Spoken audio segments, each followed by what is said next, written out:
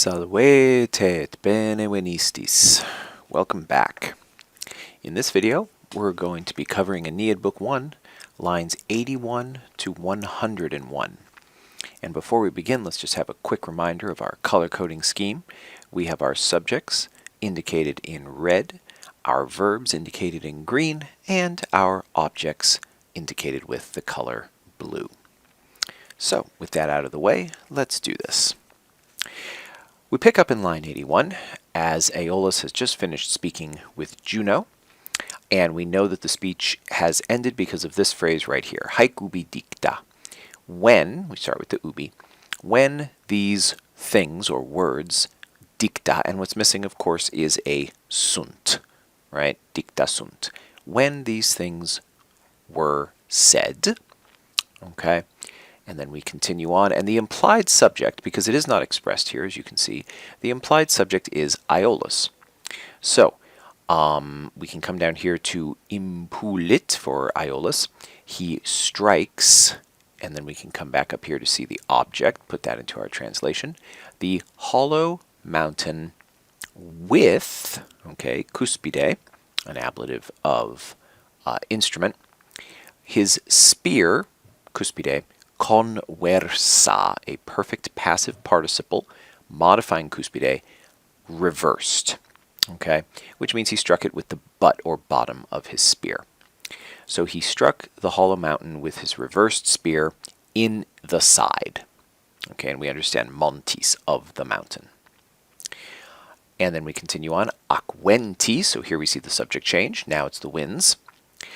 Just as, and then this is the first time we've seen this in Virgil, indicated in yellow here. This is an ablative absolute, okay, with an agmine having been facto. So just as if, or just like, when a marching line has been formed, perfect passive participle here with facto, so we read it, you know, having been done. Wherever this qua is implying something like qua via or something to that effect, wherever porta data, and just like up above with dicta, where sunt was missing, down here with data est is missing. So wherever an opening was given, and then we finally come to the winds. They ruunt, okay, they rush forth, and this et, they perflant. They blast the lands. Turbine. Now the note tells you that turbine here could be read as an ablative of manner or an ablative of means. So it's up to you. Your translation might say they blast the lands with a whirlwind, or maybe they blast the lands in a whirlwind. In a whirlwind would be manner, with a whirlwind would be means. Okay. Moving on a bit, incubuere. Now, this verb here, we see this form, we remember that this is an alternate form of incubuerunt, and your note points that out as well. Still the winds as the subject. Perfect tense. The winds lay upon mari, the sea. And then we see this mari here being dative because of this ending, again because of the prefixed verb. Okay, so that is why. So mari, the winds lay upon the sea, and then the note tells you that totem is in effect, right, and we're going to do a little broken line here because it's not directly modifying mari, but it understands the mare, okay, the whole ocean, all right, and we'll come to what is happening to the whole ocean in just a moment. Ruunt, all right, except this time we actually have the winds named. Okay, we have the Aeolus, the Notus, and the Africus, which we see is Kreber. Okay, so we'll modify that in 1 second. And these are all particular winds, right?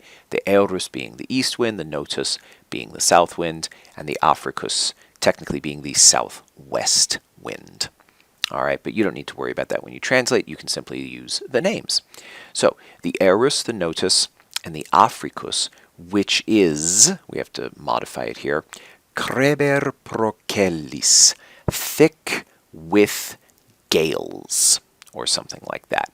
And the note suggests to you this could be an ablative of respect or means it's entirely up to you. But it means that the Africus, brings a lot of blasts of wind with it.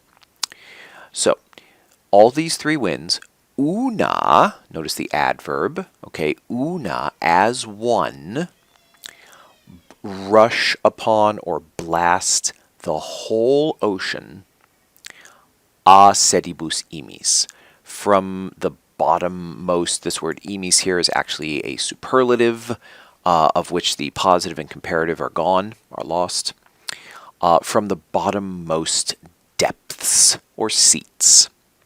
Okay, so they blast the whole ocean from the bottommost seats. And still these three winds, they volunt, so they roll, or we might say drive, vastos fluctus, massive waves, ad litora, towards the shore. Just a simple prepositional phrase. We do note, of course, that litora, being a neuter word, is accusative and plural, but again, when we translate poetry, we can read plurals as singulars if it makes sense. So, to the shore is just fine. All right, moving on then. In sequitur, so we see a subject change implied in the verb, which is singular. Also worth noting that when verbs come first in a line, as we see right here, it tends to indicate heightened action. All right, because the emphasis is on the action. We also saw that up above with incubuere. So what follows? Okay, please note that in sequitur, even though it looks passive, this is in fact a deponent verb.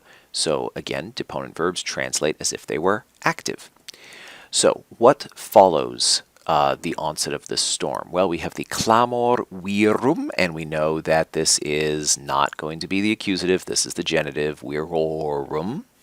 Okay, and the stridor rudentum, another genitive, this time in the third declension. So we have the shout of men and the shrieking of ropes or cables. Okay, continuing on. Again, heightened action, eripiunt, and we see again a subject has changed. Something, plural, has snatched something away. All right, subito, all of a sudden, and then we see our subject and our objects. The nubes, so the clouds, and we could understand clouds to mean storm, that's perfectly fine.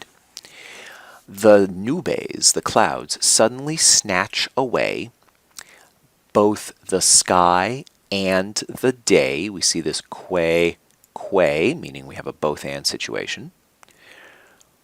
Teucror ex oculis. All right, once again, this genitive plural here is actually modifying the oculis, all right, even though it stands outside of the prepositional phrase. From the eyes of the Trojans. Okay, so it suddenly becomes dark, and sure enough, ponto. Now watch out, we might think that this is an ablative based on how it looks, but the note tells us once again that we have a prefixed verb, just like we saw above with incubuere. In fact, this is the very same verb. So black night, atra is black, black night lay upon the sea. All right, and again, ponto is dative because incubat is prefixed. And then the last little bit of this first part, intonuere poli. Okay, another subject change. The poli, which are literally the poles or the heavens, echoed, thundered, and the aether, that's the upper air, right? The aether flashes with thick fire, so we know that means lightning. Also, please note the very rapid tense changes. Intonuere, this is a perfect tense verb, so the heavens thundered, and then the sky flashes, the present tense, mikat, and then down here also present tense, intentant. So watch out for your tense changes. The heavens thundered, the air flashes with thick fire, and everything shows impending or present, right? We see that this is, means present, but impending death, another dative to the men, who are the Trojans, to the Trojans. Everything indicates imminent death to the Trojans. Okay, and the idea of the dative here comes from intentant, which is a verb that contains the idea of showing. Giving, showing, and telling verbs take datives with them. Okay, continuing on. And now, for the first time, we're going to see our hero, Aeneas, but we'll come to him. Alrighty. Extemplo, an adverb, straight away. And then Aeneas is not the subject we see. He is actually genitive with membra, the limbs of Aeneas. Solvuntur, not a deponent verb, a true passive, are dissolved or dissolve with or in the cold or chilly fear or something like that. Okay, with fear. And then quick subject change. The implied subject is Aeneas because only Aeneas can do this action. He groans, lets out a groan, and then we have here tendens, a present active participle, stretching his upturned hands, duplicis palmas. It doesn't mean double, it means something like upturned. His upturned hands towards the sky, right? He's praying. He lets forth or gives forth such things, again we could understand verba, such words, voce, with his voice. Okay, with his voice. And then we launch into Aeneas's speech, his first speech.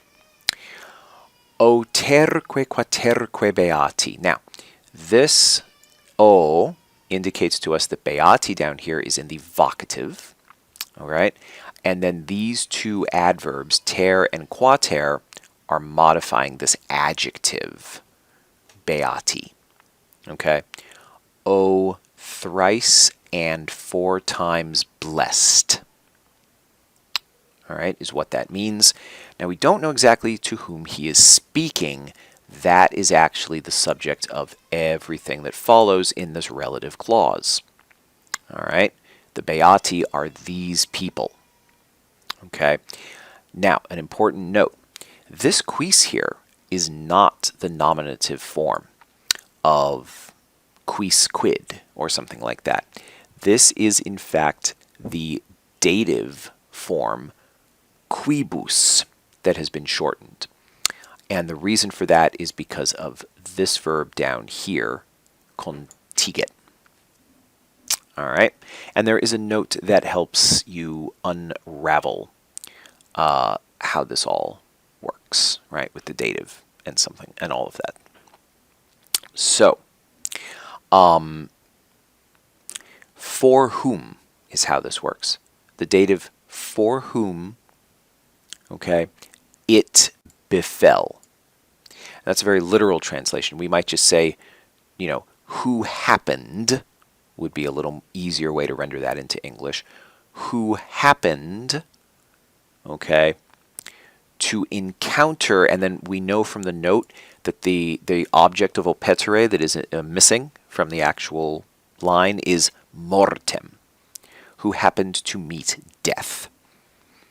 All right, so a literal translation would be, O 3 and 4 times blessed, those for whom it chanced that they met death. But in English, we might just say, who happened to die. All right. And then what we have left here are 2 prepositional phrases that actually break down like this. Okay, the Troiae goes with the moenibus, and the patrum goes with the ora. All right, some genitives here. Genitive plural, patrum. Genitive singular, Troiae. All right, who happened to die before the faces of their fathers, again a neuter plural, under the lofty walls of Troy. Continuing on now, the next vocative that Aeneas is going to call out is going to be this man right here, Tydidae.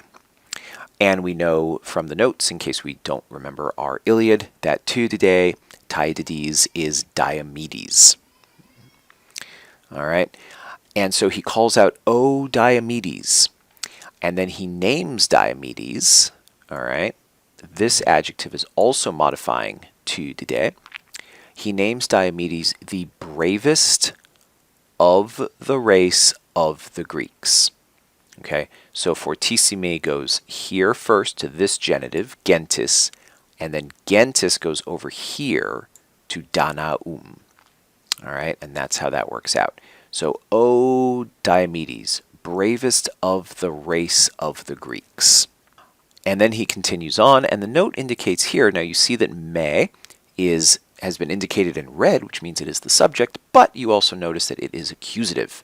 So we are once again in a situation like we found ourselves early on with Juno, when she was exclaiming. Here we also have Aeneas exclaiming something and using the accusative as a result. So, just like oratio obliqua in direct speech, the accusative will act as the subject of the verb potuisse, and then potuisse, okay, so me will act as the subject of potuisse, and then potuisse will take as complementary infinitives ocumbere and effundere.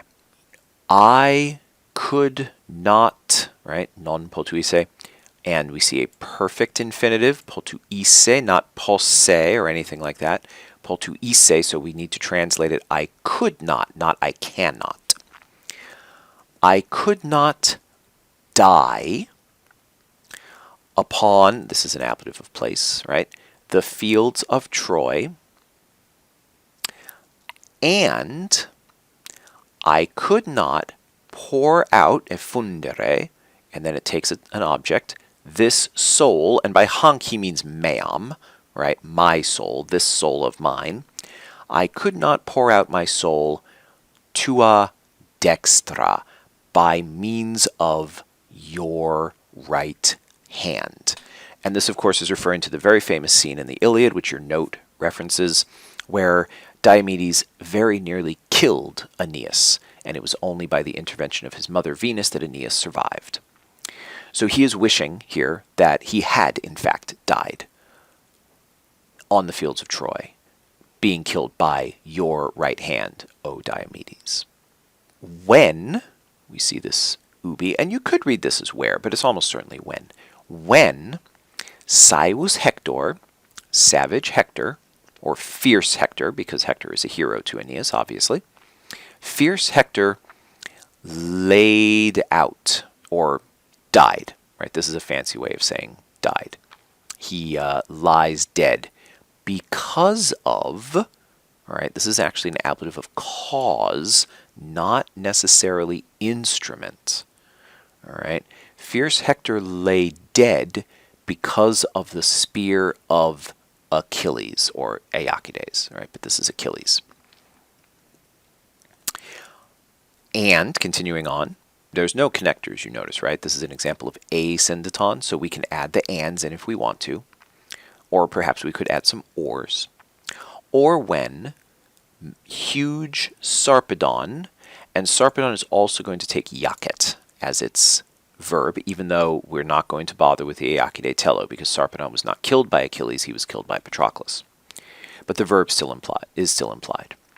When giant Sarpedon lay dead, and lastly, when the Simois, this is a river outside of Troy, when the Simois, now from Simois we have to go down here to Voluit, when the Simois rolled or drove, and then the object is very broken up, as we can see. We see all the blue here. We see multiple objects. We see an adjective, a perfect passive participle describing those objects, and then we have this adverb here, tot, which actually does ultimately go with all three of the objects. Okay? The scuta, the galeas, and the corpora, the fortia corpora. All right? So after simois voluit, we have to come back to tot before we can do the objects. So, when the simois rolled or drove, so many shields of men virorum, again, and helmets, and brave bodies. And then all three of these objects get modified by correpta, the perfect passive participle, which were pulled or driven or snatched under the waves. All right, so one more time. When the Simois drove so many shields and helmets and brave bodies of men, we'll take the genitive there collectively, which had been snatched under the waves, dragged under the waves.